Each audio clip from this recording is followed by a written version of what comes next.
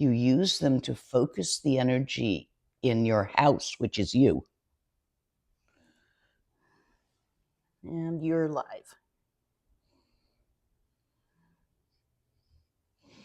So when you set up an altar, you create a nexus of focus for yourself. It actually makes it easier to go ahead and do a practice every day.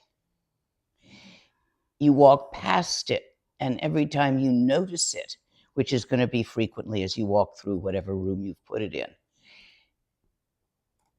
all the symbols on it go in, even if you don't think of them specially. So doing one with strong symbolism, what is offered too should be an image of some kind, a statue or a painting or a printout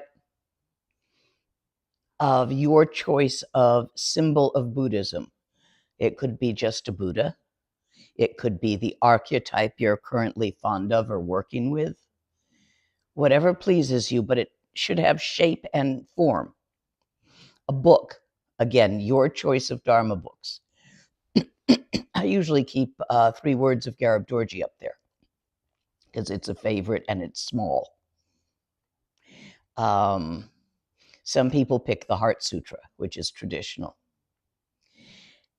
And a stupa. If you don't have a stupa, use a crystal, a clear quartz crystal. They're easier to get than stupas around here. Any hippie shop. Well, get one with a flat bottom so it stands upright. It's supposed to stand upright and point up. Tibetans in culture believe up and down to be absolute. There's a part of the text in Flight of the Garuda attempting to teach that up and down are not absolute. It's really hard to teach that chapter to a Tibetan. And Westerners, yeah, well, of course, Australia's upside down. That's no biggie in relation to us. Up is away from the center of gravity. Totally different cultural take on up and down. That pervades a lot of stuff in the teachings that you have to listen to with a pinch of salt about what's above what. It's not always meant spatially. Anyway, I have digressed talking to the people around here about things that came up and topics before we settled. So Sophie says no sound. Yeah, let's check on that. So I don't know if you all can hear me out there, but we're checking on it. And then we'll start in just a second while that gets checked on. This teaching is on Bodhicitta.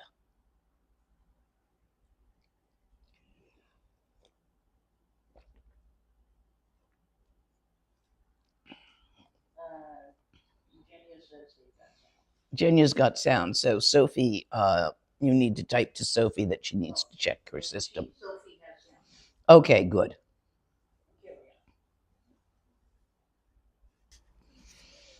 Chuku kundu zombo gomboi, dorji sempa garab dorji dang, shere singi bardu shin labdi, dedam abzantata tu sumchi, zogchen jupe lamala soluwa, deb, ergin bema junila soluwa, deb, dorji chang chitilo narudang, Marpa mila gompo tatsapa, na pupadang palden drupa suk, kargulama namla solua deb, ochen lama namla solua deb, druchen lama namla solua deb, kaginwari lama namla solua deb. Shakya lama namla solua deb. Yindu dang yundrun lama namla solua dib. Pa kondu jong dung yerme pa. Gun garab dorji jin trak pa. Jeti dang ni sume pa. Pa manam che ten te.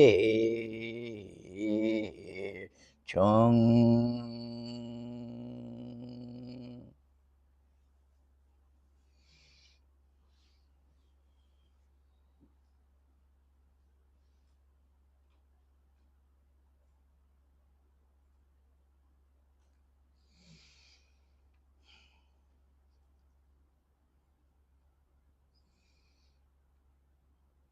So this teaching is on Bodhicitta, one of the most misunderstood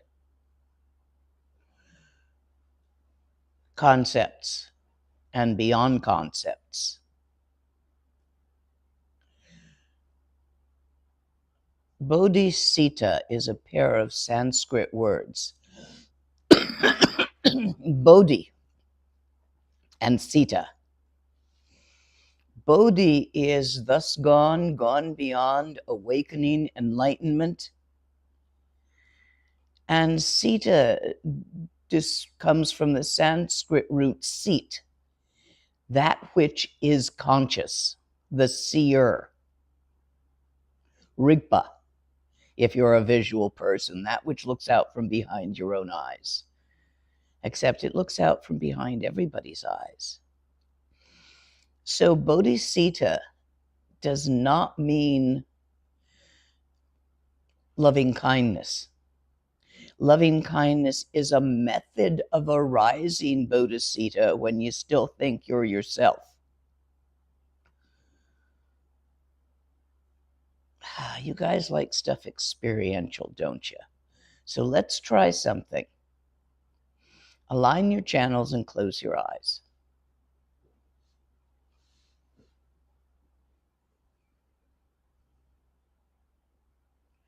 Feel the people around you. Feel the person next to you. Notice that you're sharing air with them.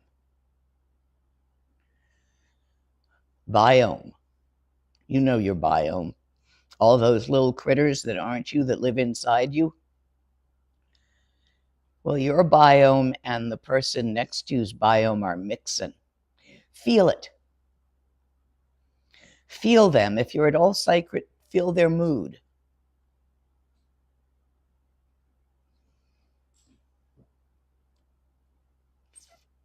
Instead of keeping your attention focused on yourself, we're moving it outwards.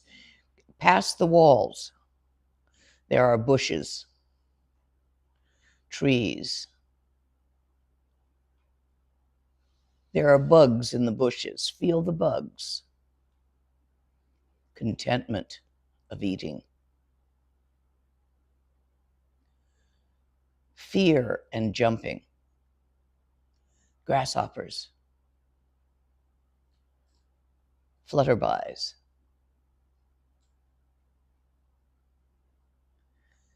Feel them as part of you.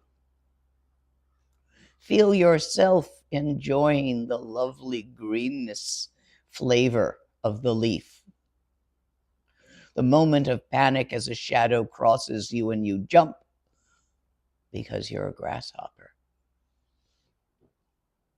Further, down to the bayou and the fish swimming through the warm water, feeling it on your scales.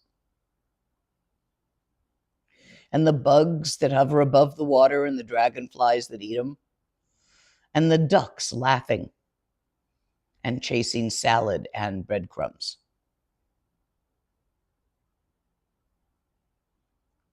One of those long-legged birds that stands on one leg, carefully examining the water for a minnow to come by, waiting for breakfast. Frogs, horny in this season. Still are too early for tadpoles. More people sitting on their porch, walking around, playing a game in the park. Feel yourself doing all these things.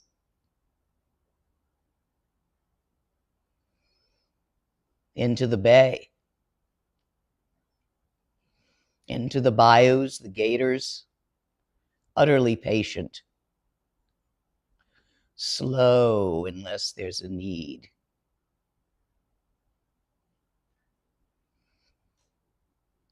The little rats running around, the possums in the trees. As it occurs to you, each one, feel yourself to be that without letting go of feeling yourself to be the person next to you and everything else. Expand your attention above and below to the worms in the ground and the burrowers and the grubs, to the front and the back and to both sides. Feeling the life forms as you imagine them. Stepping imaginarily within their skin and feeling that.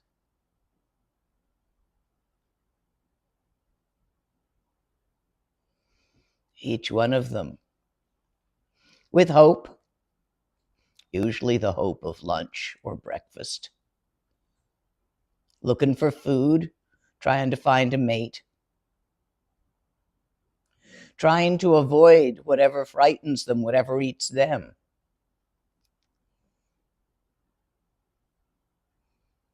And the you that you thought you were before this exercise, looking for food, trying to find a mate, or should you have a mate, trying to keep them happy.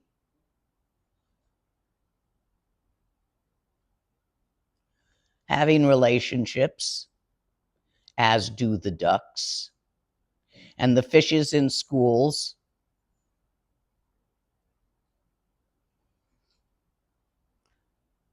You, who you thought you were a minute ago. No different. Looking for food, trying to mate, and trying not to get eaten or harmed by whatever you fear.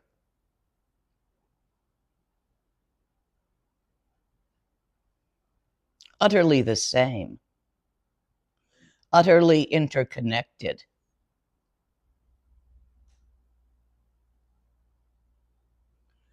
Bodhicitta. Open your eyes, but don't withdraw from this. Double vision here and everywhere. No, you can't hold each one of them at once. But you can hold the memory as a symbol of having been all that.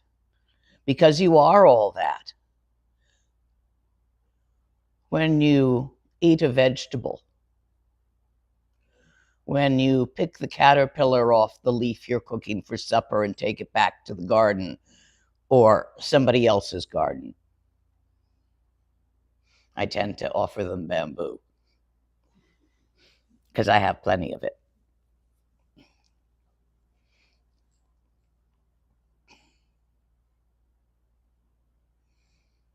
Do you feel that interconnected webwork across space and time between you and all other sentient beings? Sometimes called Indra's net. Every molecule in your body has been touched by another being, affected. The farmer who grew the food that you ate, that you metabolized, and used the calcium for your bones. The bug that lived on the farmer's crops.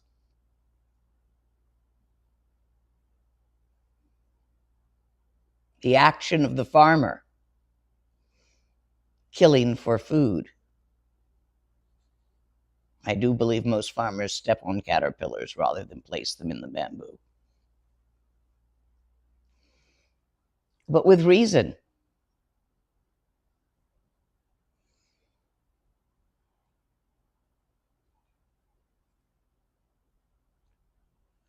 Feel it. Bodhicitta is not just acting with loving kindness because a good person does that. It's feeling that interconnected interrelationship, so there isn't another way to act. How would you treat your left hand except with loving kindness? And when it has an owie, you soothe it. You rub it. Perhaps you put something on it. Perhaps you blow on it with loving kindness, because of course you love your left hand. How could you treat the others of you any less? Yes, you are an individual with a specific name, a past, and a set of karma. But you are not isolated as that. When we talk about non-self, the level of one taste, where self and other tastes the same, this is what I'm referring to. This is real Bodhicitta. The more you can feel that, you can bring up this feeling in yourself, the more you will spontaneously relate to things around you with kindness. You won't have to think, I really should take this caterpillar out and not flush it down the drain. It will be an automatic, but of course I do this. Sometimes you have to kill. If you have a bacterial infection, you take antibiotics. If you have worms, parasites, you take a vermicide. Yeah, you're killing. Sometimes you have to deal with the termites or the fleas. Be aware that those are little yous that you're killing. Feel it. Don't hide from it. When you must kill, feel your little deaths. Regret the necessity. Make choices to avoid needing to be in that same situation again, such as catching the viral and treating the viral with immune stimulants or chicken soup before it goes bacterial, such as washing the cut before it gets infected, such as washing your hands when you're eating things and your vegetables so you don't eat the eggs of worms and get worms again in your gut and eventually have to do something about that. Or amoebas, which are sentient beings. Anything with hope and fear is sentient. When you place single-cell organisms on a slide and you put a drop of alcohol, they move away from it. And you put a drop of sugar and they move towards it. Hope and fear. Nobody's quite sure about bacteria. They feel alive to me, but that may or may not be true. I think viruses are not.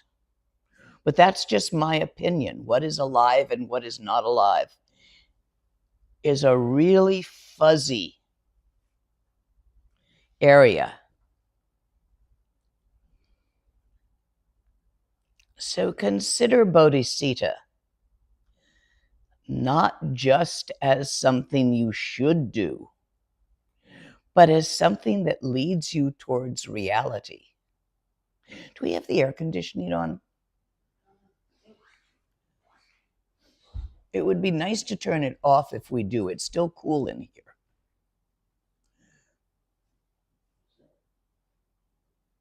Oh, that's better, whatever you just did. I think it's still too early in the season to need it. No, it's open again. It's doing it. It went off for a minute and then it turned itself on again.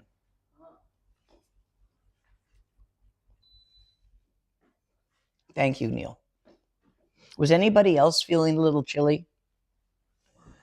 Yeah, we may turn it on later, but I don't think we need it yet. which will be lovely later in the year.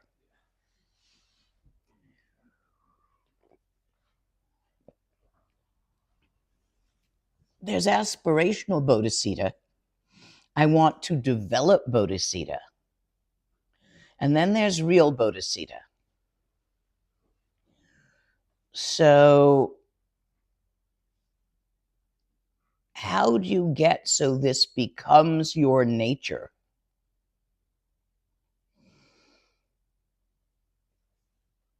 Oh, there's a lot of teachings in here on how to do that in the text. Try this practice of imaginarily extending yourself. Sometime when you're just sitting on your porch, having a beer, take a moment, close your eyes, and feel. Not just feel the life around you separate from you, but feel yourself as the life around you. Just reach out to all of it and feel it. And then relax. Let that imprint you.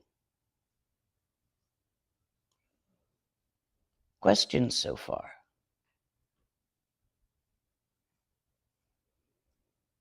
More how to? Or more absolute nature of? Bodhicitta.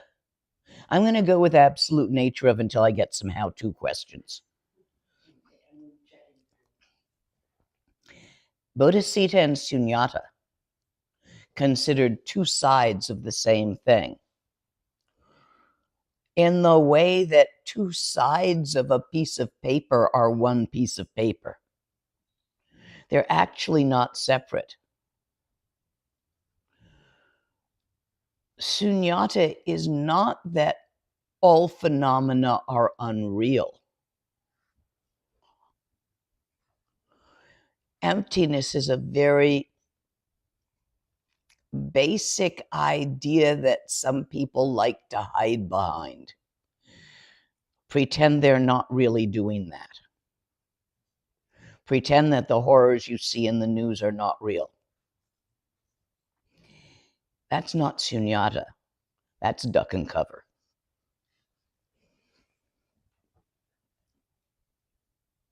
Sunyata is the awareness of how that interconnectedness creates the phenomena and is created by it. Things that do not appear to be alive. Some of them are, but most of them aren't. Chairs, cushions, mechanical devices, a wall.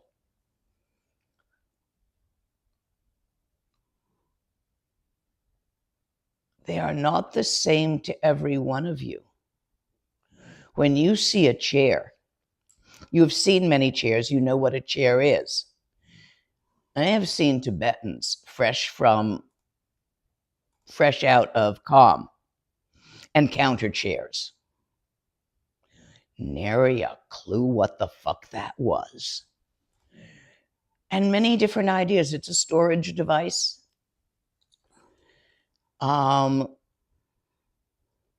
Maybe you keep things on it and under it. The idea of sitting in it never occurred. Kampa meets stairway.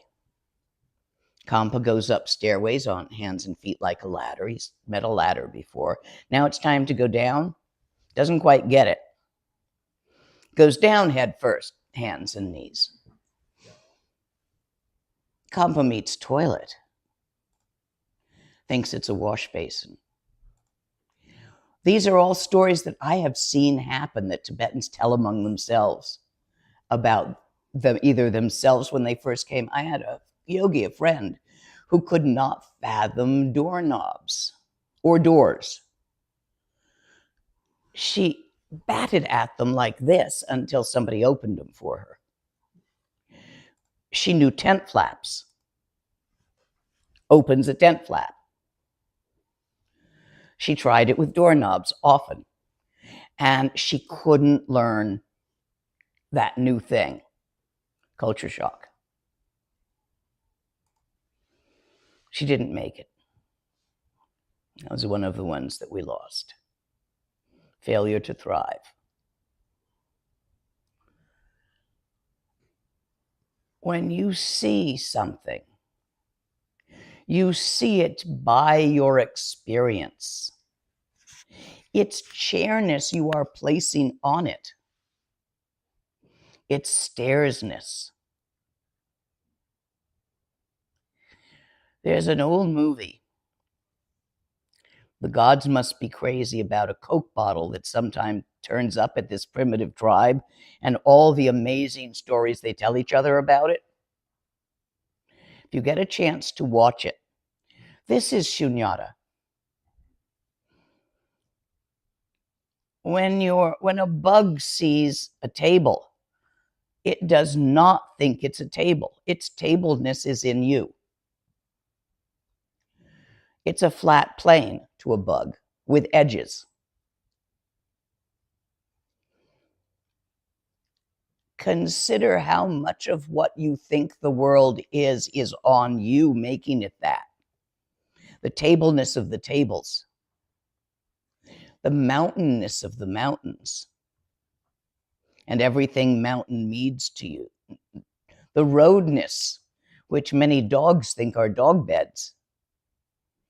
Maybe not around here. In many places, dogs sleep on the hot tarmac to warm up. Right in the middle of the road, and everybody stops and honks and tries to get the dog to move. It's a dog bed for that animal. And the car is being very annoying, trying to go through my bed and move me.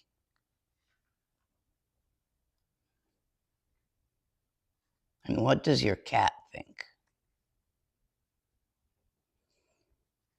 Cats like clear surfaces. The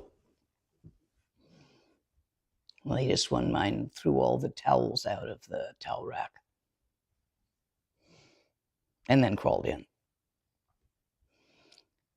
Point being, it's not that the walls and the cushions and the chairs and the mountains and the cars and the roads are not there. May well be something there, but the roadness of it, you're making it up.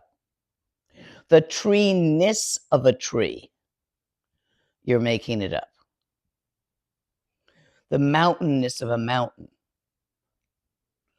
So when you extend yourself to others, do this, it's a little extension exercise of being all the beings that you feel around you.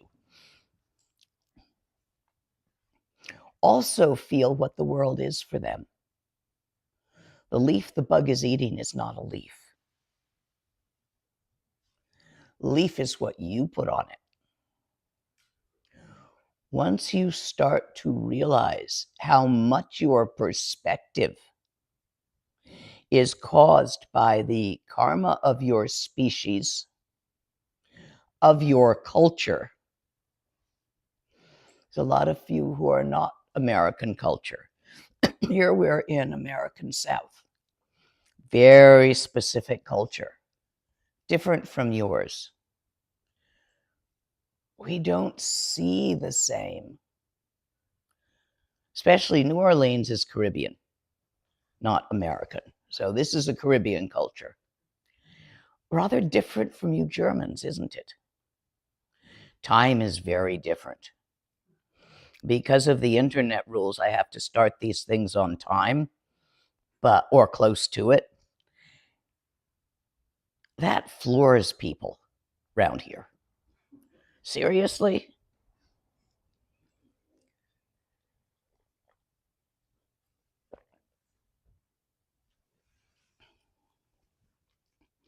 If you cannot feel others, you cannot act with real Bodhicitta, spontaneously and without trying. So you go back to the rubber buggy bumpers where you try. The 6 paramitas. Generosity being the first.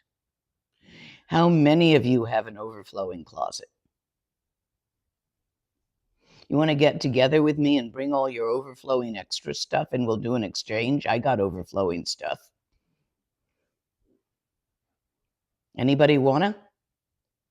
Really? No volunteers around here want to come and clean out their closets with me and have some new stuff? I got neat stuff.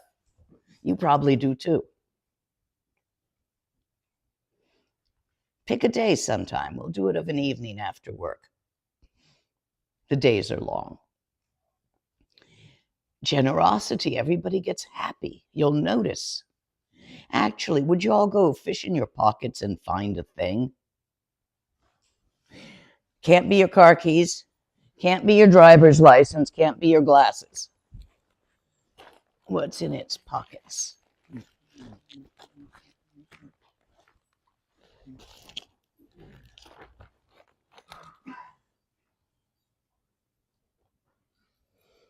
I have a nice bottle of Amarita. I'm giving this to you. Now find something in your pockets and give it to the person next to you.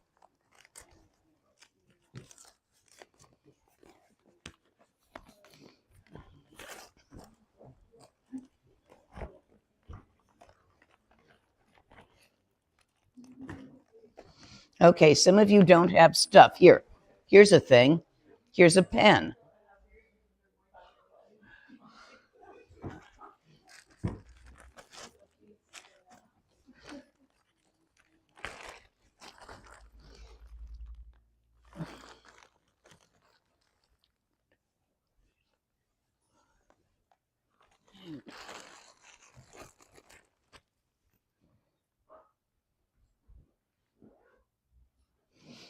Yeah, come on up here. It's a little gal with mani pills from the Dalai Lama. Come on, guys. It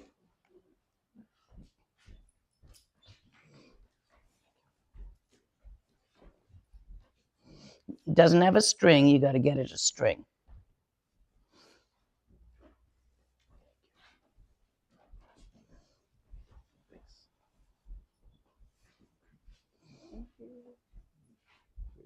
Oh, thank you.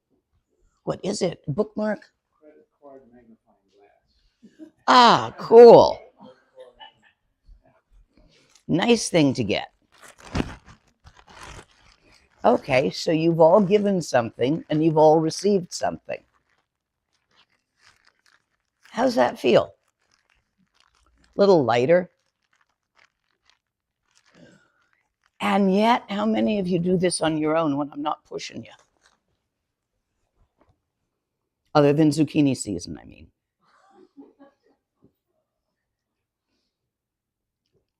Would you please start? Go grab some stuff. Next time you're out at the fun street fair and you see some cute stuff that you don't need that's affordably priced, buy it. Go down to the pub and give it to people. See what happens. Generosity has a very interesting effect on your mandala. It affects you. You get a glow if you keep doing it. It makes your karma be such that you are likely become financially comfortable. Not rich unless you're going for that. Getting rich is a whole mindset. But a sensation of plenty. Yeah, I got enough for my needs. I don't need to go scratch and scrabble. I can take a day off when I want to without pay. That kind of feel. Also, lots of people like you. So I'm giving you all some homework here on Bodhicitta, the first paramita of the 6 paramitas. Go out and buy, I don't know, a bag of fruit, something, flowers, artworks, little artworks that somebody's selling at the side of the street. Go find something at the next, I don't know, place where such things happen. And then go down to your local pub where there's some people and give it away. You can tell them I made you do it if it's too embarrassing. But seriously, try it. Collect little things when you find them. Or check out eBay before the tariffs hit for little things you can give people. I picked these up in India, these little gals.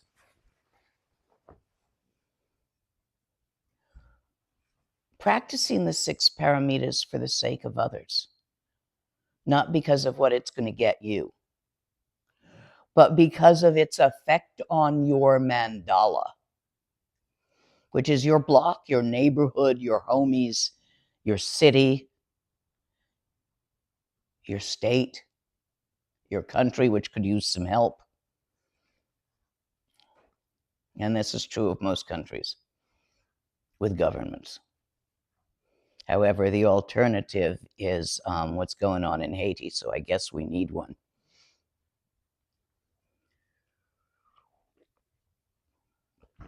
But seriously, this one,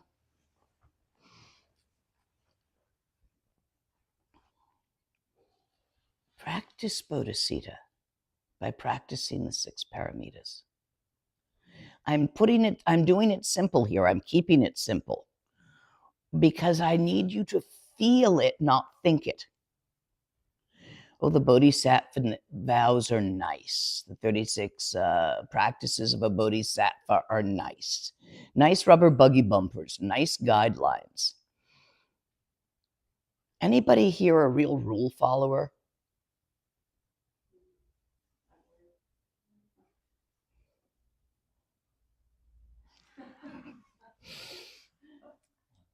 Those of you who are not compulsive rule followers, feel it instead. Let it become part of you. This extending practice that I just taught you is one of the most powerful ways to let it become part of you.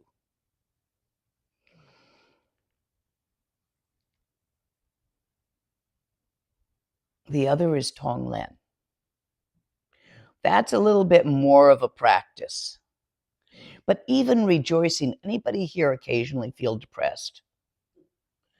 Anybody out there occasionally suffer from depression?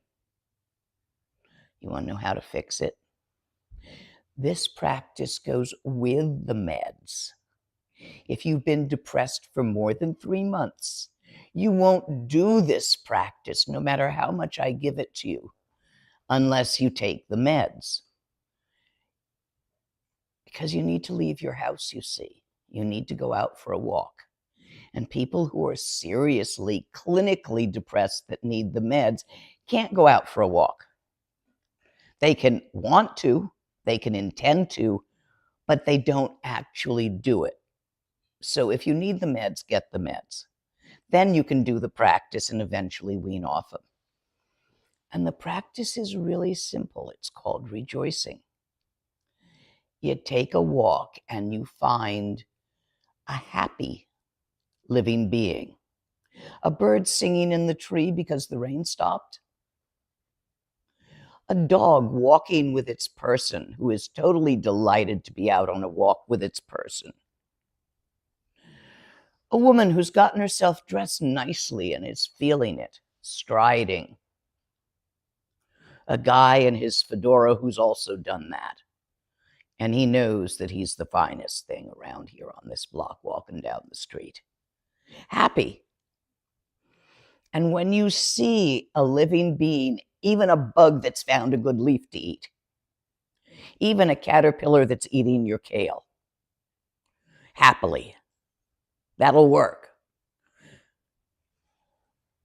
Stand in a relaxed way and balanced. If your balance is poor, have a cane, because you're going to lose a little track of your body on this for a minute. And extend yourself into that being that's happy. Feeling their happiness. you don't have to be happy yourself, just feel how happy they are. And then you make a wish. You have to say this out loud, at least under your breath, because it's Monlam. Tibetan wish path. You have to use your speech chakra to make wishes work, because this is the chakra of intent, and that's how you set that intent within you, is using this chakra. So you got to wiggle this chakra while you say it under your breath. How wonderful that this being is experiencing this happiness in this moment. May all living beings in the whole wide universe experience such joy and happiness. And then you go on, you find another one. 3 times on each walk, minimal. More if you can find it. Done once a day, this will relieve minor depressions. Done once a day with the meds, after 6 months or so, you may be able to have a conversation with your physician about tapering the meds. Don't cold turkey them. Don't just stop. They have side effects. They have flashbacks. Work with your physician on how to taper them. But do consider it after 6 months to a year of doing this practice if your depression went and got stuck. Because you see, after you're depressed for 3 to 6 months, in Tibetan anatomy, your channels take a different shape. And there's different shapes in your chakras where it's stuck. And you can't get that out by yourself. Not unless you're a great Salung master of Tumo and that sort of work. But if you're not a master of that, you won't get that change out yourself. The meds will relax it. The practice will change it. What is it about this practice of Bodhicitta that is the antidote for depression? How many of you remember being depressed at some point in your life for some time? Not just because somebody died. That's grief. I'm talking about that, oh, fuck, thing. Remember how much you hated yourself for not being able to get all the stuff done?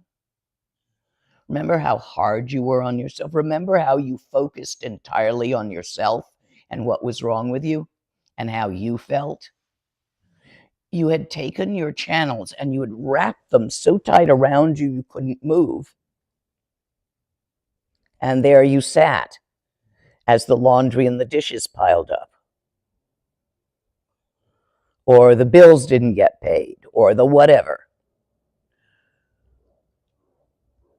Depression is a result of over-intensive self-focus. You want to bet who's really depressed and fighting it in our government?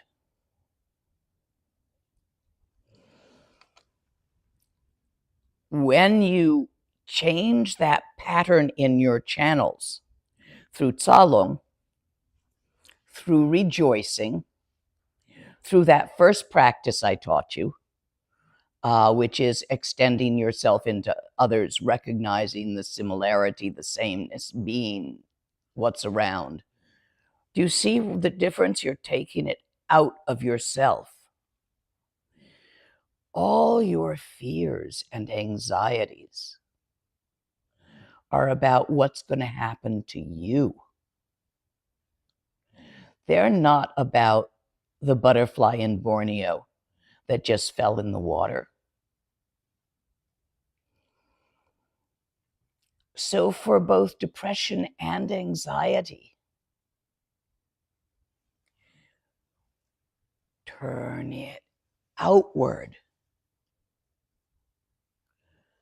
instead of self-focusing. And all these teachings and exercises are methods of doing that. The second paramita, morality. You practice the 6 paramitas for the sake of others, basic flat-on bodhisattva training. Morality is really before performing an action, look and see what the results will be cascading in the mandala. An example of someone not practicing morality. There was, when COVID came down, a certain government president, this is not this country, and I'm not going to say who because I don't want to bugger up my visa situation, but they did a lockdown really quick. Okay, trying to save people. But they didn't look at the second line effects of that. There were a lot of day laborers that earned their food every day that weren't from the cities, but were day laboring in the cities. Now, suddenly, these day laborers are starving. So they all set off walking for their village because there was no more public transport to try to contain the COVID. And their villages were far away, where there would be crops and at least something to eat. And many of them died. And those who made it brought COVID to the villages. Because doing a good thing with the secondary effect being a bad thing, not thinking, okay, we do lockdown, but we have a large population of workers. We need to create soup kitchens or something, some way of distributing food without COVID. So soup kitchens won't work. What can we do to make this viable? So morality is actually sitting there and looking at the ripple effect of your actions in your mandala. This is a really cute guy. I'd like to sleep with this really cute guy. Actually, I met one the other day that I was thinking that about. Remember him? She knows when I'm looking. However, if this really cute guy was in a relationship, a monogamous relationship with somebody, that would be one of the results, would be that person being hurt. Therefore, I would pull back. If this really cute guy was poly, well, no problems. But then you got to really check with their girlfriend and make sure they're not shitting you on that.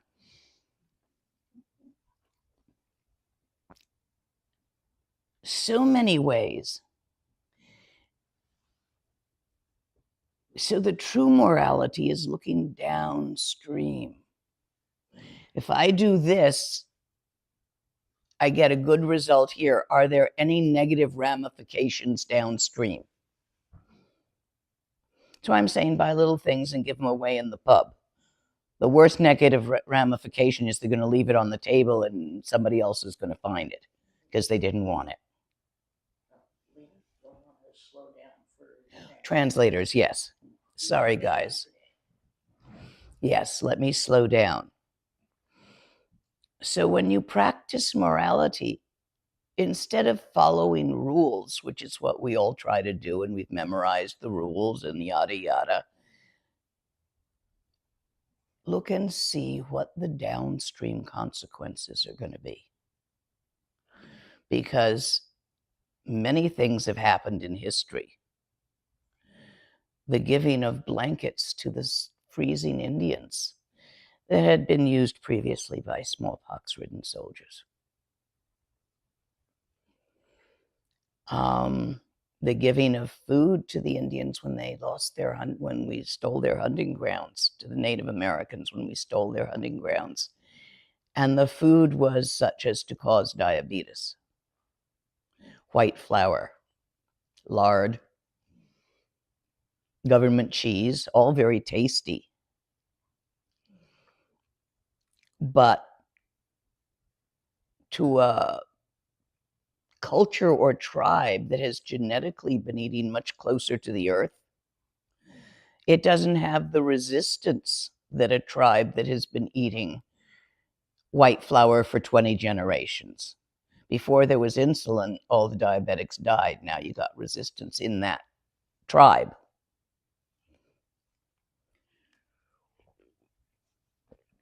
The Irish seem to survive on potatoes.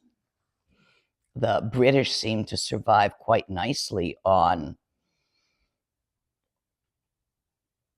mostly white flour. white breads. Not the British, the English. You get up further north and you have oats. But the point I'm making is look downwind of your good and bad deeds. This is why trying to do acts of loving kindness backfires so often. Yeah, you're hungry, you give people food, but is that food wrong for their genetic? Can you do it better? Okay, you might say, okay, I'm going to have to give them this food because it's the only food I've got. But you see, you know, downwind, secondary, trietary consequences of your actions. Practice the patience, which is the next one, to take a moment in making your decisions and look downstream. Look outward in the ripple effect in your mandala.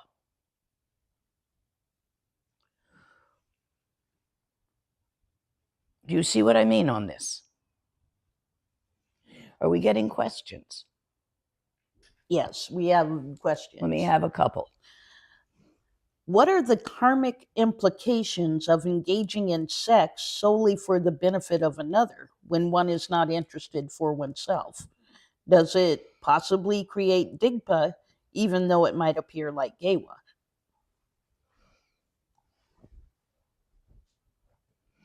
Each individual situation on that will be different. For example, there are ways of preserving or increasing an old man's life force sexually in Qigong, that a young woman might choose to have sex because they're very fond of the old man and want him to live longer, even though they're not that turned on by him. So I'm thinking of that would be, in my experience, something that, I might have gotten into at some point.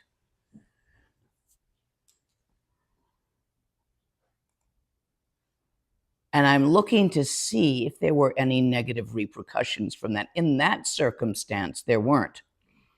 But in other circumstances, where I know of another woman who did that, but changed her mind later about it being a good thing and caused some ripple percussions and flap. She did it not because she wanted to, but because to benefit him, and then later on had second thoughts and talked to people about it and created some flap in the community. So that's going to be an individual question if you do that. If you do it, just don't change your mind later and blame the guy. You chose to offer the gift in generosity.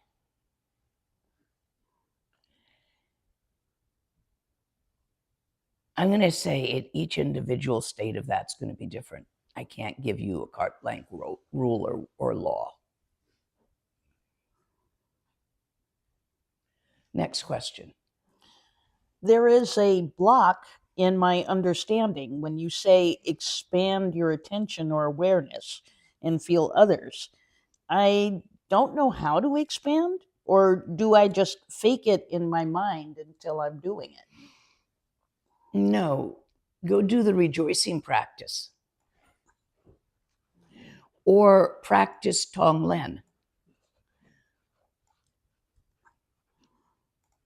In Tonglen, you pick a single other that is having a problem, not that is happy. So you go out and you find a half squished worm.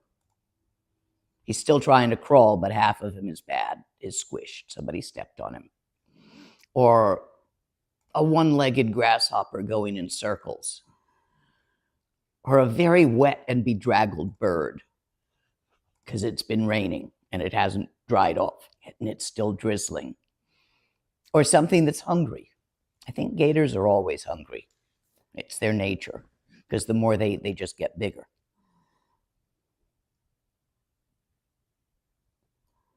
Or two birds fighting, stressful. find something that's unhappy. Stand in front of it the same way you did with rejoicing, but instead, using your breathing, you're going to try to draw the unhappiness and the suffering. You can't change the situation, but you can take the pain out of it, the fear out of it. So the worm is dying.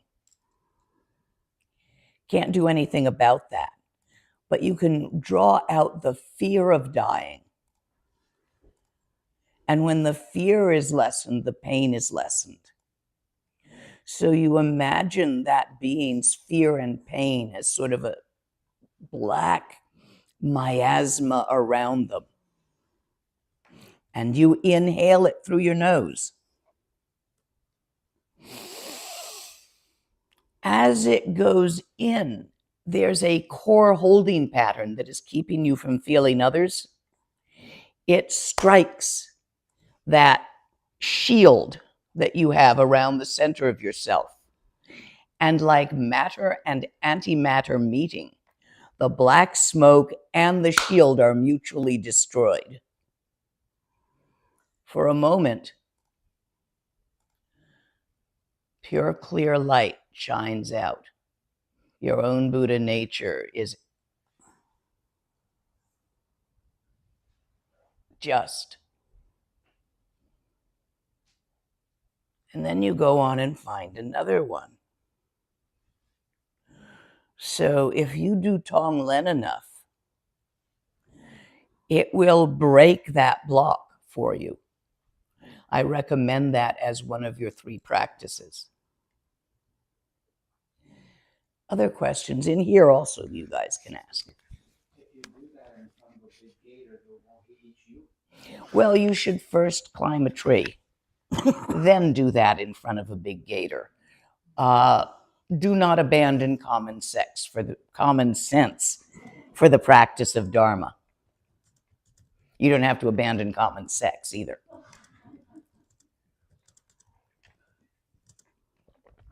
Next question. One moment.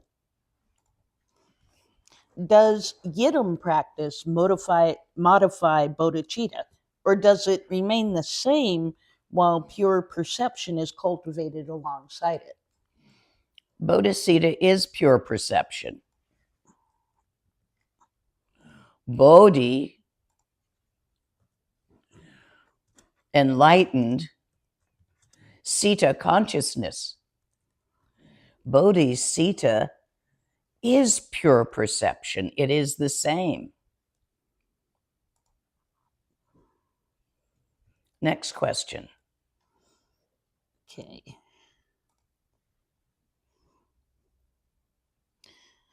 Does its development happen spontaneously if we keep practicing?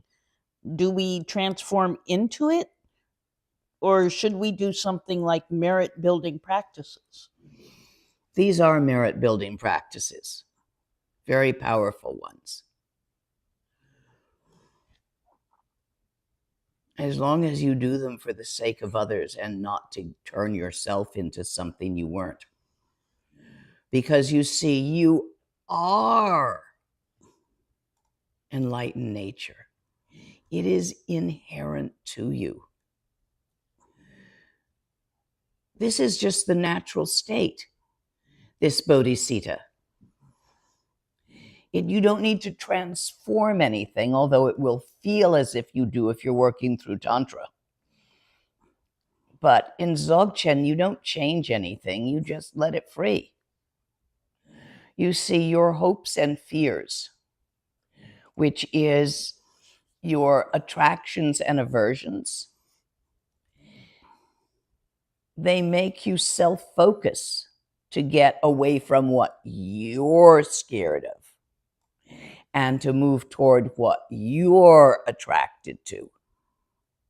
So they make you, I'm going to get what I want, and I'm going to get away from what I don't want. I'm not going to have that get me. This blocks you from that natural state of bodhicitta.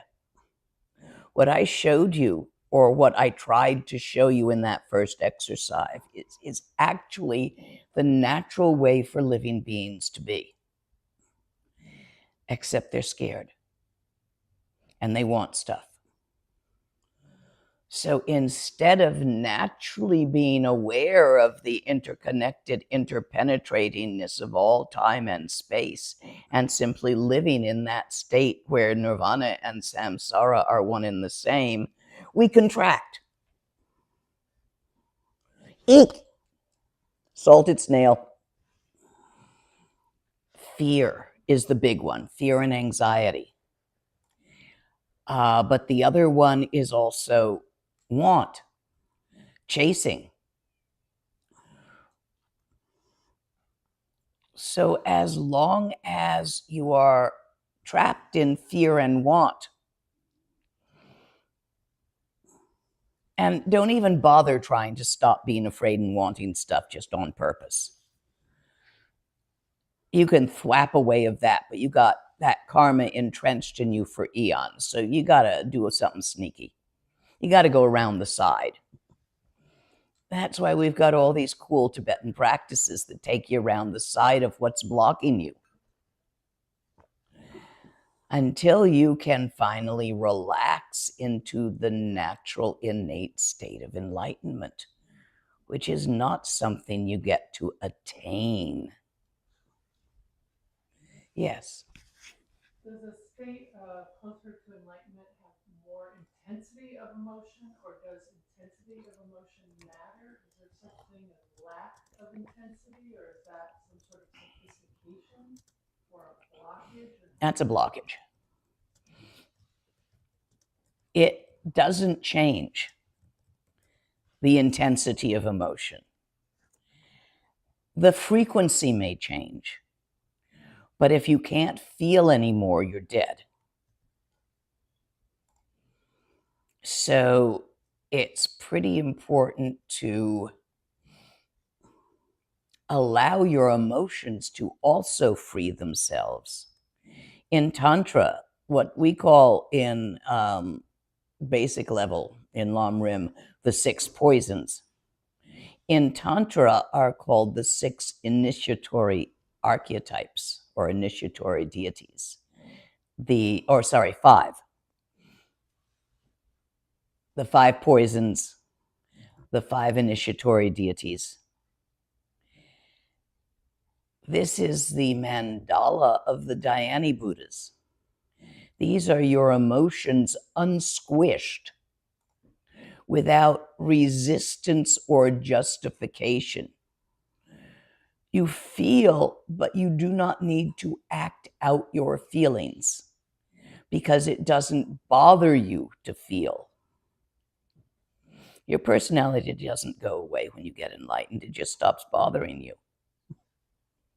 Most of you are bothered by your personality. Wouldn't it be nice if it didn't bother you? These are all methods to be less bothered by you, by taking your focus off you. People who are shy are self-focused. They think, what will others think of me? All the time.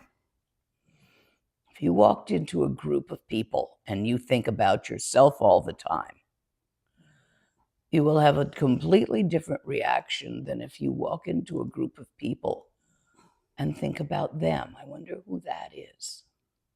I wonder what they're like. Who's this person? What's this person into? Put your attention outward like that. You'll have a much better time at the party, first of all. Now, won't you? Instead of worrying about what they think about your dress.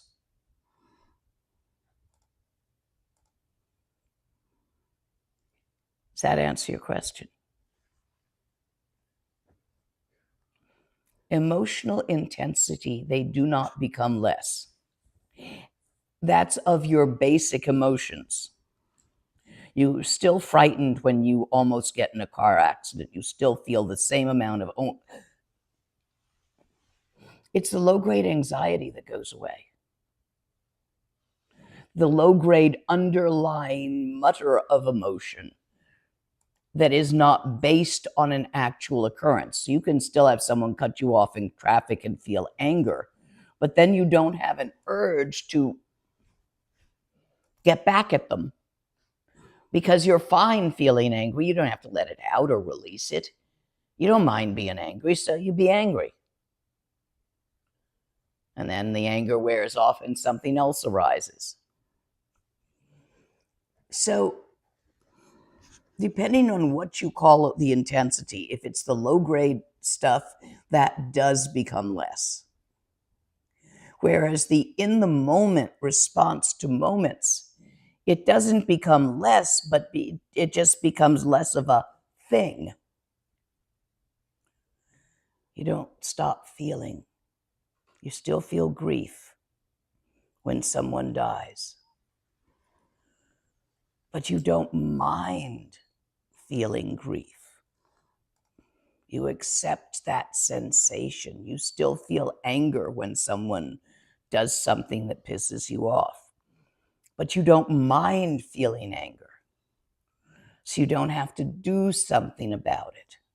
You still feel fear when a danger approaches. But you don't mind being afraid, so it doesn't disturb your clarity, and you'll actually deal with the danger much better. So it would feel like less intensity because the reactivity is less. Less reactivity, yes. I wouldn't call that less intensity inside. My experience has been I'm less reactive to my emotions as my practice goes on. But I don't feel them any less. I think other people may notice them less because I don't need to do much about them. They're just happening. Does that? So other people will think you're having less emotions and you're more even keel because you don't need to spread them around that much. You're fine just feeling that. This is part of your personality stops bothering you, but it doesn't go away. Next question. Is it okay to do Tonglen for people without asking permission? Not for individuals. How do you feel when the Christians pray at you? I mean, it's a little uncomfortable, right? It's like, get that off me. Unless they ask you, I have a prayer group, may I include you in my prayers? Then you're like, probably, sure, honey. That's fine. So in the same way, you want to respect others as you would like to be respected. So if you want to do Tonglen for a person, ask them, may I? Especially if you're good at it. People have a lot of privacy issues. And many times they don't want you crawling inside and seeing how they really feel. We did it here in a group. We started with the person, extended out to all the other people. Now we're a group. We're not going to get somebody's fetishes jumping at us, which is mostly what people are scared of anyway.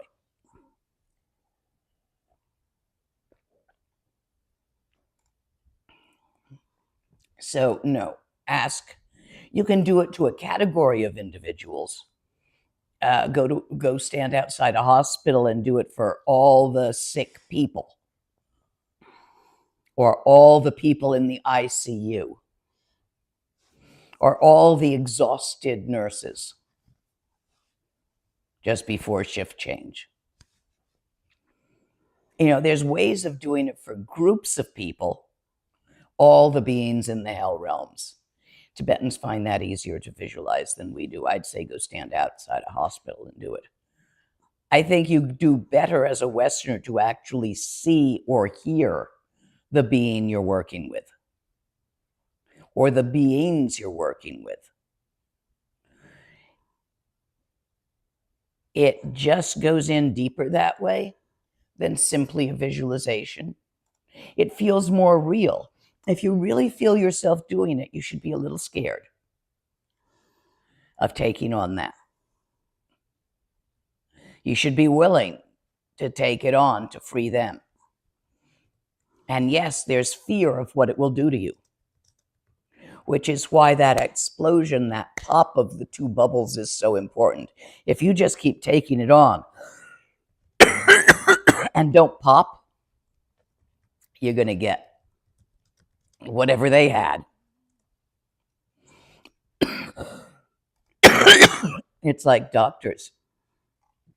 If you do not know how to put down your patients in between patients, and you have 3 people in a row with stomach problems, boy, are you going to shit tonight.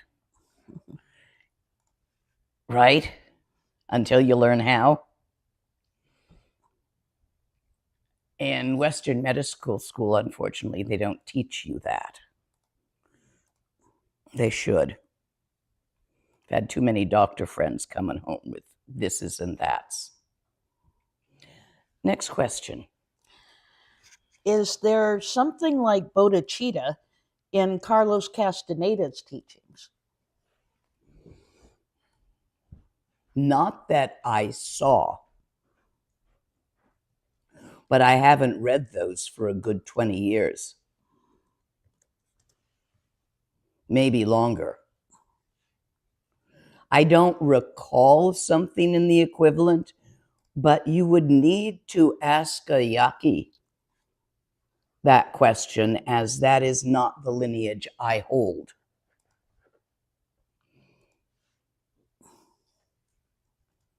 Next question. Okay, one moment.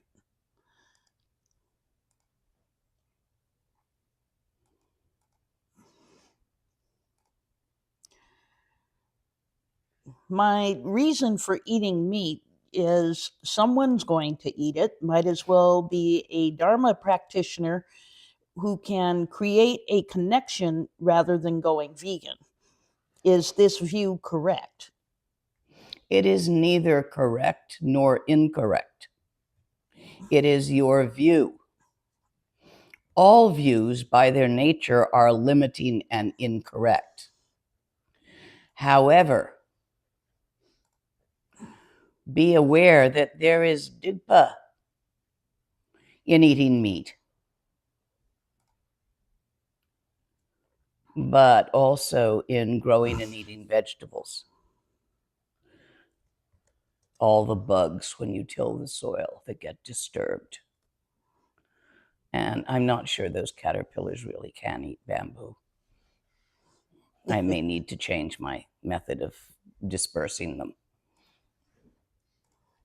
I was just hoping. So do what you can to care for the being you ate. Say the mantra, which causes them to be reborn human once. What they do with it is their business.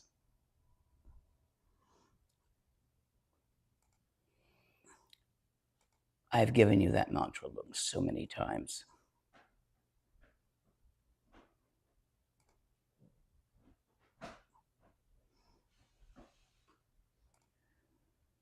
And do the best you can for the being you're eating. And for the bugs who are disturbed to give you your vegetable. Those of you who are vegan,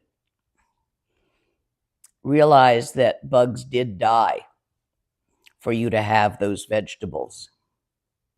So you might as well do this for them too. See to it that they go well. Take responsibility for eating meat and for whom you're eating. You are interconnected with them karmically. You've heard the term karmic debtors? Those to whom you owe a karmic debt and those who owe you a karmic debt. Well, those who ate you in past lives owe you a debt. and you owe one to those you ate.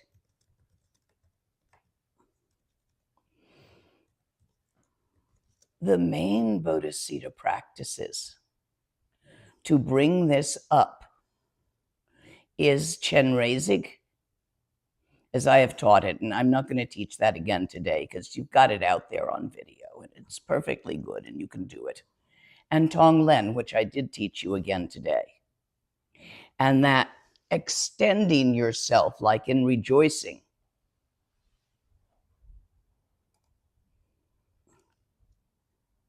that extending yourself, like in that practice where you just feel all the beings around you as if you're part of them. You feel the interactive interconnectivity of everything. It's realizing that allows the real Bodhicitta to arise. And I have become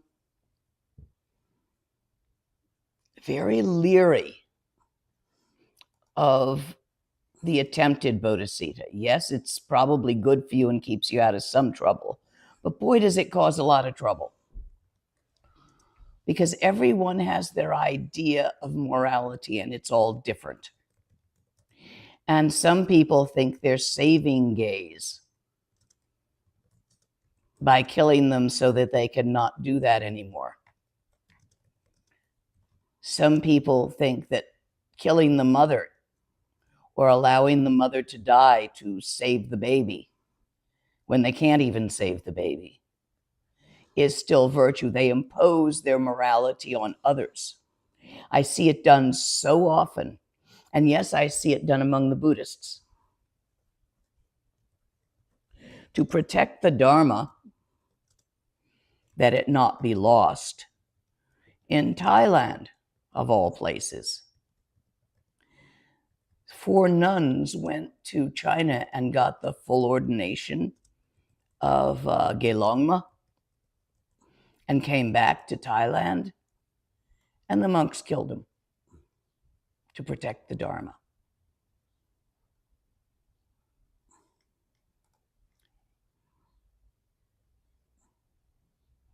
You never know what someone will do for the sake of others. It's so dicey, especially second line and third line repercussions, that I'm really going to encourage all of you to work on the real Bodhicitta, not just the rules.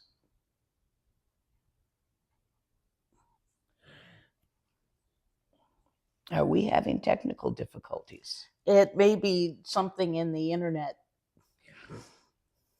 Yeah, viewers who restart YouTube are saying that tends to fix it.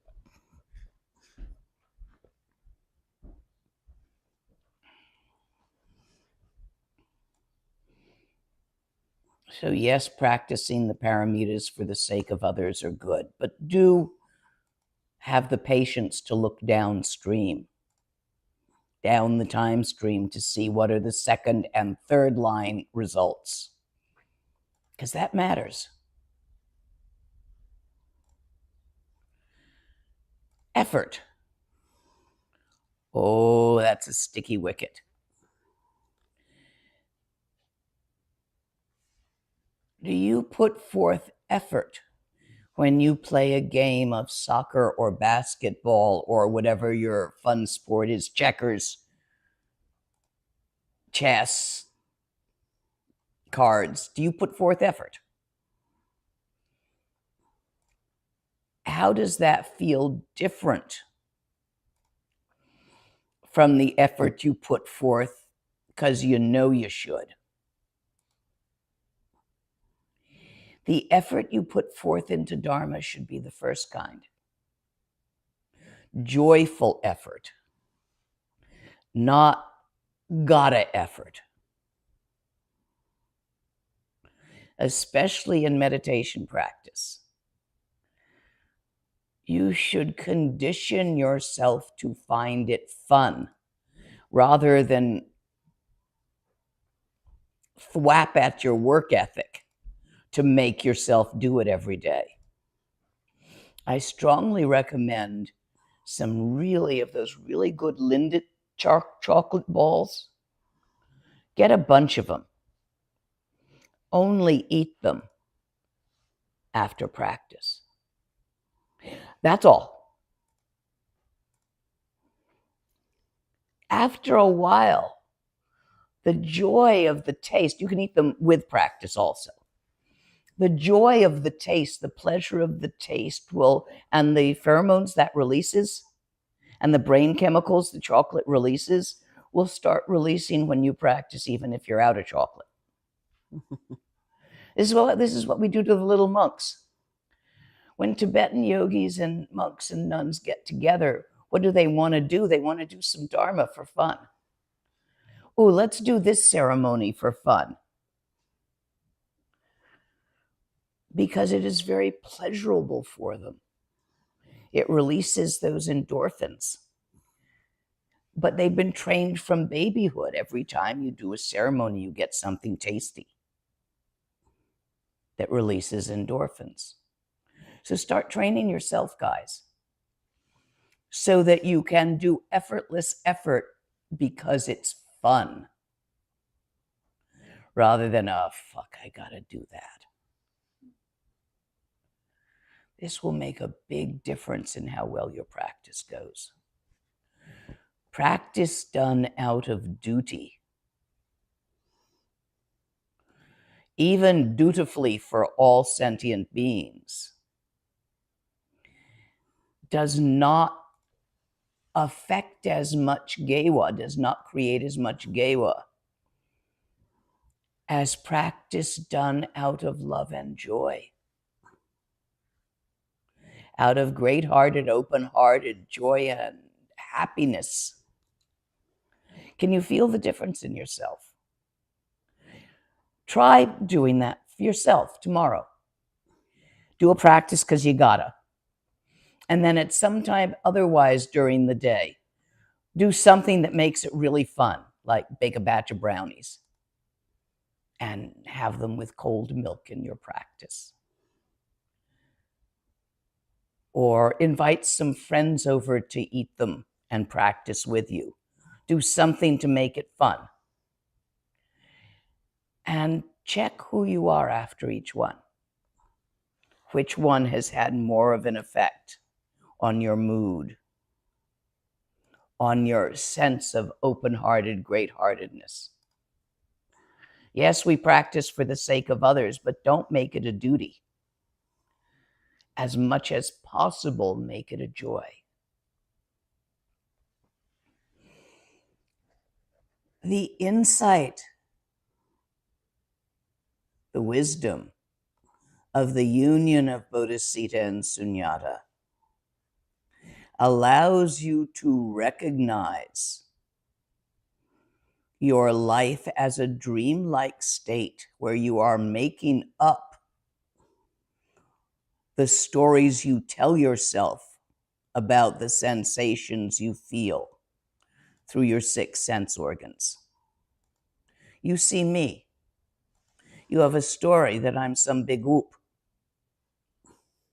that there's a reason why you might want to listen to me. You have a whole lot of stories. You made them up. They're not my stories. And I see you. And I have a whole lot of stories about who you are and what you're good at and what you don't like to do and what's important to you and how much fun you are to hang around with. Those are my stories. They aren't your stories. So I don't actually see you. I see who I think you are, and you see who you think I am. And that's true of the cars. Remember, the tableness is on you. The carness of the car is on you. But even more so, that's true of your more complex stories. Plans. Regrets.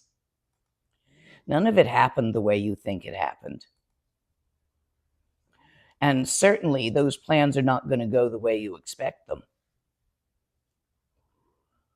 So you might as well relax.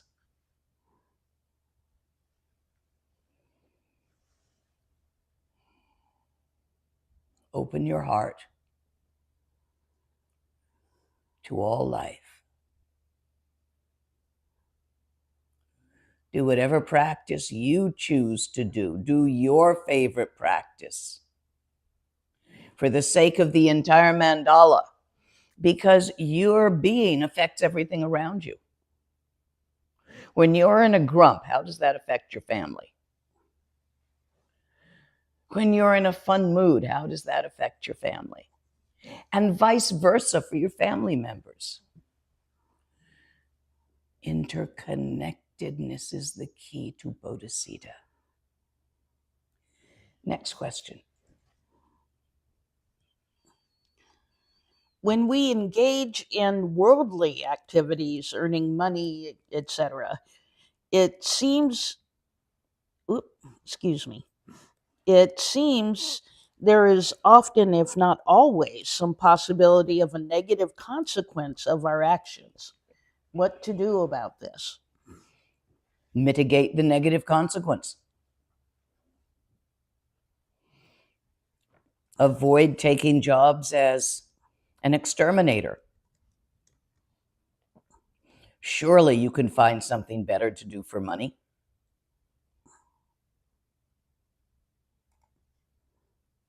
You will never be able to either make everything smooth or make everything what you think is good. Thoughts are what we entangle ourselves in. Learn to not believe everything you think. That's the first start on seeing the dreamlike nature of reality. How much of it you made up. And that is going to free you from a hell of a lot of illusionary anxiety. All the horrible things you think could happen. Wait and see. Probably all of them aren't gonna.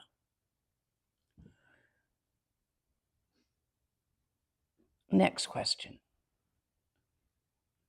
You spoke earlier about teachings or practices ending with something pleasant or a sweet taste to encourage things.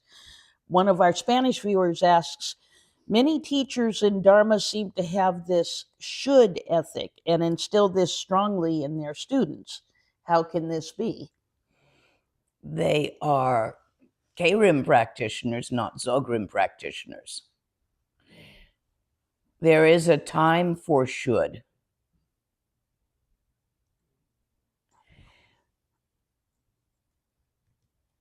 But it is not all the time.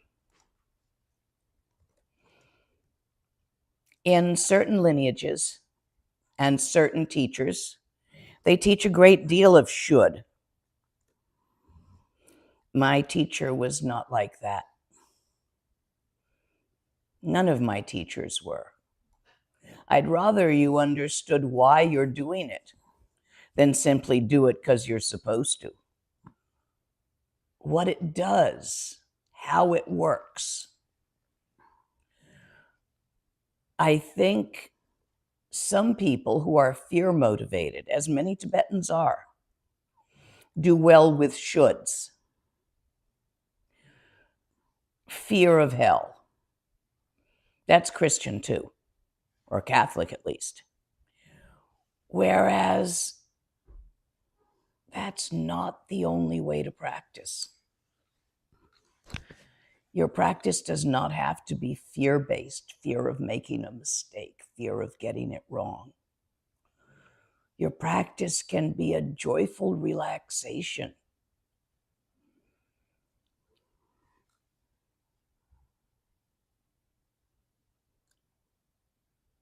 I have had fear-based teachings. In certain lineages, they're more so than in others.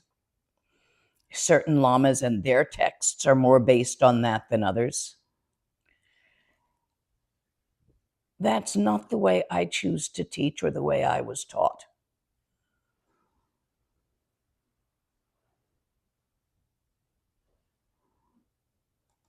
There were shoulds.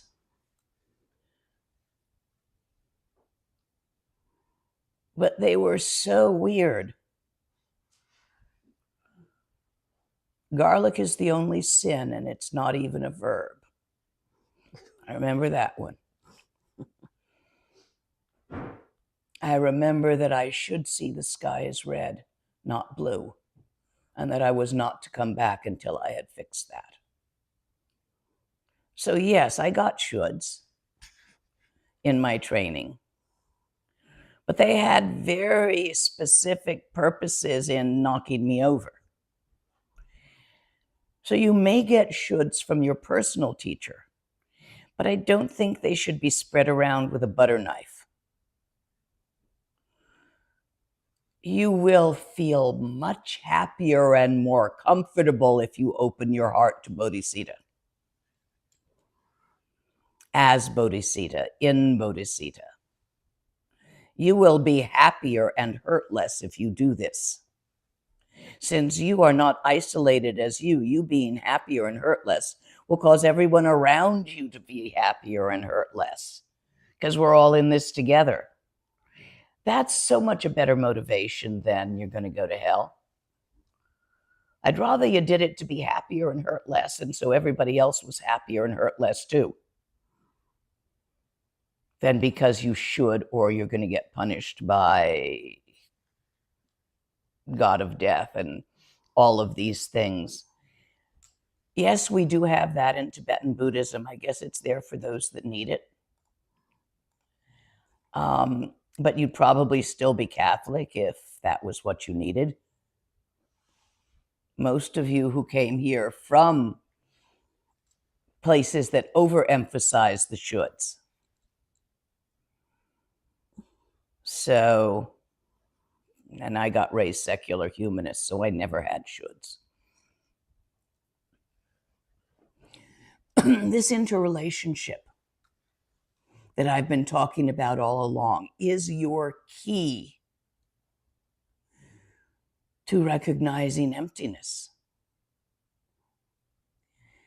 Emptiness is your key to recognizing this interrelationship, interactivity of Bodhicitta. Same piece of paper. One side has writing on it of life. One side is blank of openness. Wide open life, aliveness, vitality. This is the union of Sunyata and Bodhicitta. But don't think about it, feel it through methods which have been taught. Today is Bodhicitta. If you want, I'll come back and do one on Sunyata. And then we'll bring them together.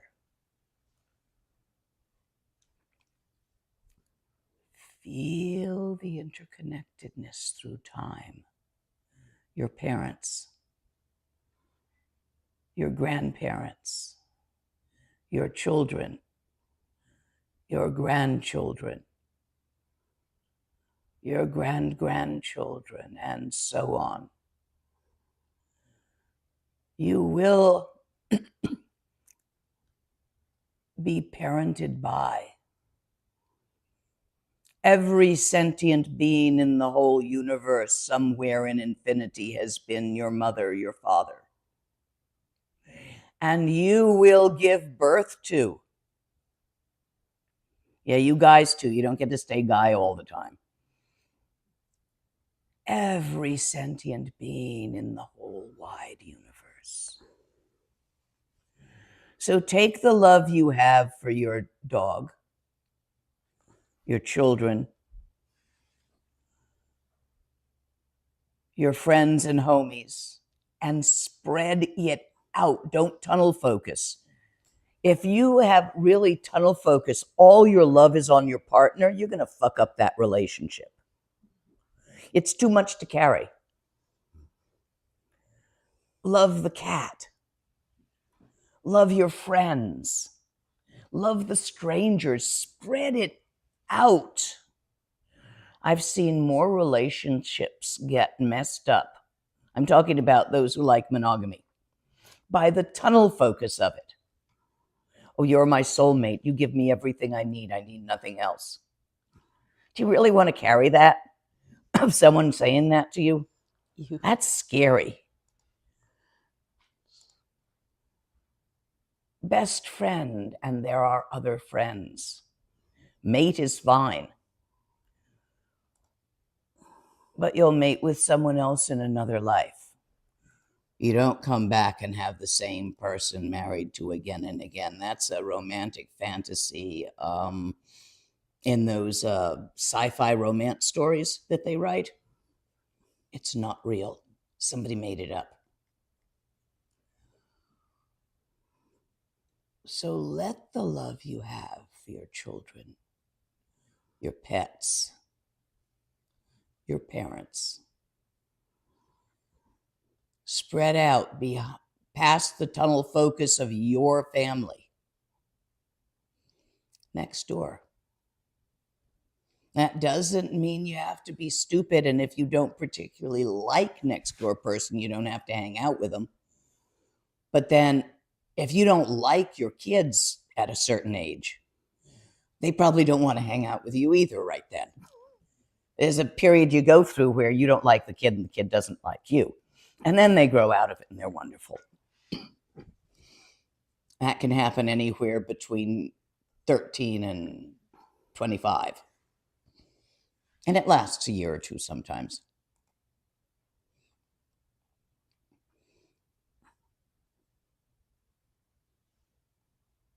You don't have to like everyone as they are behaving in the moment, the personality they're wearing. You don't have to like the clothes somebody chose to put on today. You might think they're dorky. Of course, you're polite about it.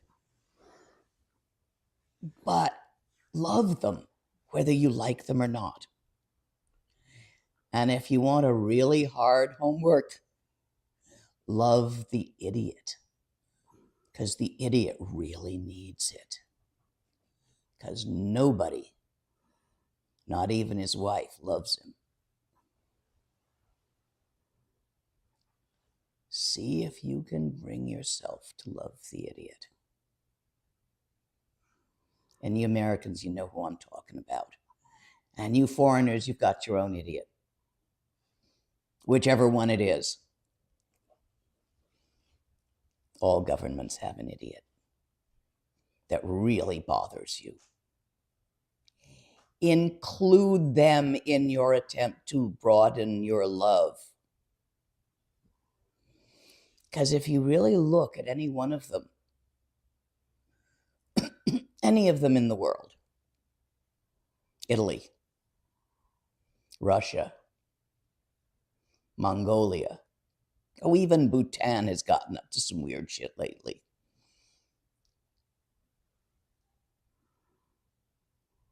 They need love. Look at the adoration that the North Korean president has insisted everyone give him. What's he hungry for? Love. I had a student who was bothered by pretas. She's a bit psychic. Moved into a new place, and there was constantly pretas coming to her and saying, give us your merits, give us your merits. And no. And she didn't know what to do. How do I protect my merits? And I'm like, give them your merits. It's not a piece of pie where you take a slice out. By giving away your merits, you create gewa, which is merits. So give it away. It doesn't become less. And she did, and they stopped bothering her. Now, every so often, pretas will come by and say, can I have some, please? And she'll offer them gewa, and no more spirit problems in that household. A lot of times when you are plagued by a demon, all they want is love. Yeah, they'll deal with anxiety. They'll take any emotion. But that one will fill them. Try it next time. If any of you are psychic and get plagued by off-plane things, love them. Don't necessarily like them. You don't have to go along with their agenda. Love is not liking. There are moments when I don't like my cat, like when it pounces on my head at 2 a.m. But I always love my cat. I just don't like that. So separate your moments of dislike from moments of dislove. Know the difference. And work on spreading your love out. We have time for another couple of questions, but not many. Okay. What time do we actually have to be cleaned up? In, I'm asking Molly. We started at 11? Yeah. 1. so we've got Okay, about 10 so minutes. we've got 5 minutes. If you all stay and help clean up. Yeah. You all going to do that? Thank you. Okay, one more question. Okay, this is a question that's gotten a lot of traction in the chat. Let's see where it is. A big event will happen for me where a big decision has to be made by others for me. Is this a good time starting today to start my 100,000 Vajrasattva practice? No, you'll be distracted if that big event is today. Start your practice tomorrow. Today, practice Chenrezig.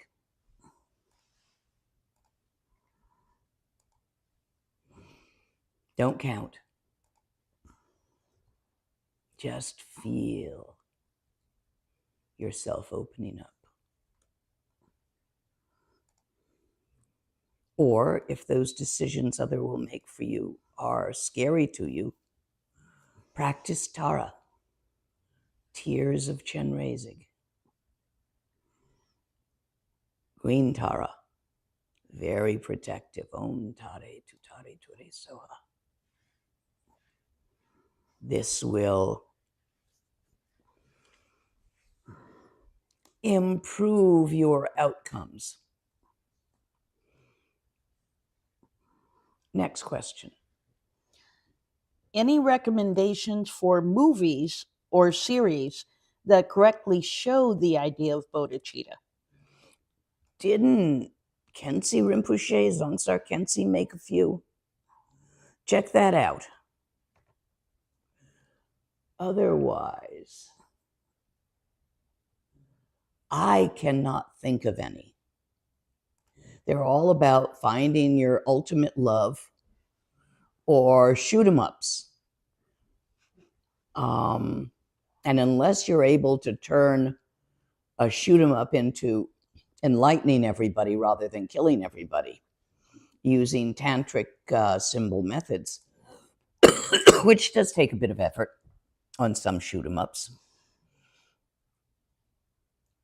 I can't think of any.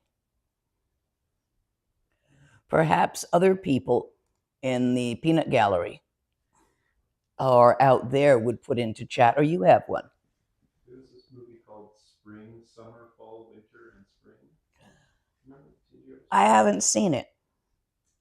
Okay, let's put that one up. Spring, summer, fall, winter, and spring. And it's a movie or a book? It's a movie. I wouldn't say it's directly Bodhicitta, but it is very like. You've seen it, Neil? You remember? That's from the audience recommendation, and I'm sure other ones of you can put up suggestions in there. I'd go see what Zongsar Khyentse has out. He does good stuff. Ted Lasso is a nice series. Which? Ted Lasso. Ted Lasso. Okay. And, I think it's about time we should be cleaning up. Is there anything priority on there? I had let's see. Questions about ADD and whether somebody with ADD can practice Dzogchen and Mahamudra. Absolutely. You just need workarounds. ADD is only a problem if you don't know you have it and haven't discovered how to work with it. These are called brain farts. Autism, ADD, and other neurogenic things. Really, everybody's got brain farts. So you learn what makes your brain fart and skip and miss, and then you work around that. I've got mine. I was diagnosed autistic when I was 8, one of the first when that diagnosis first came out. Okay, I've learned to work around it, so that I can do all sorts of things, including apparently make eye contact. I'm faking.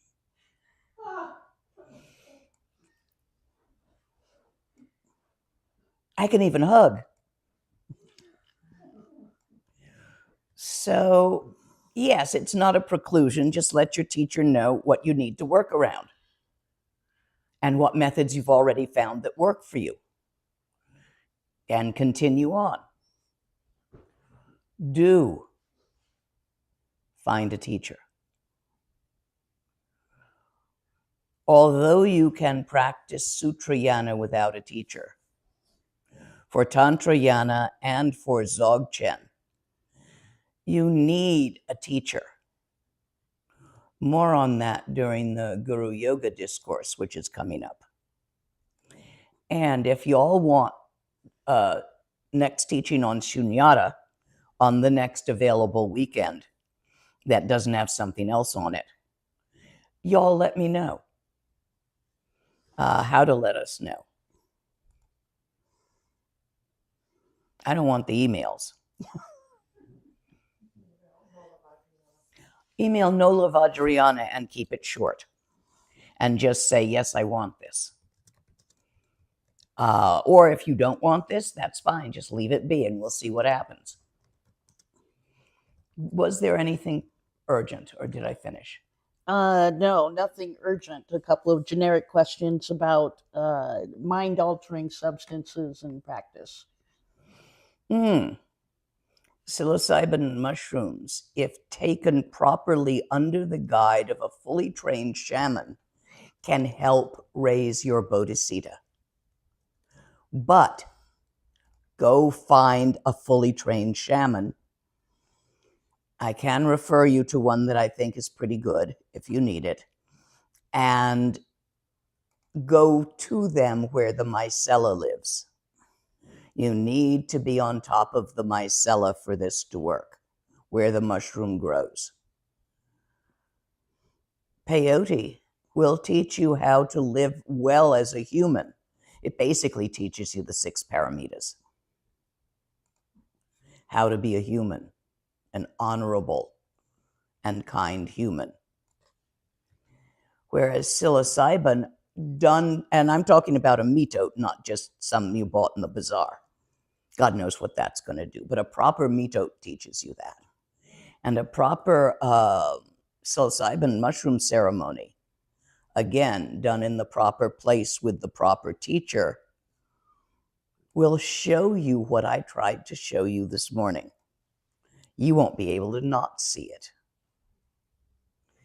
So it is a method of validity, but only if done in proper context. Buying some in the bazaar and trying it that way won't work. Go do it right if you're going to do it. And I have not yet done ayahuasca because I have not yet had the opportunity in the old context in which I like to do these things. You get so much more bang for your buck. Gewadi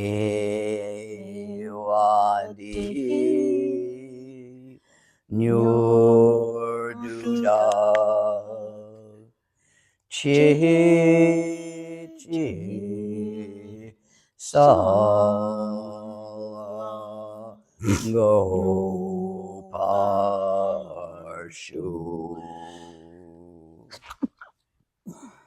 The thing to remember, if you forget everything else I said, we are all in this together with the bugs in our gut and the bugs that's on our food and the birds and everything else. We are all in this together. That's the most important thing to recognize. There is no such thing as individual enlightenment.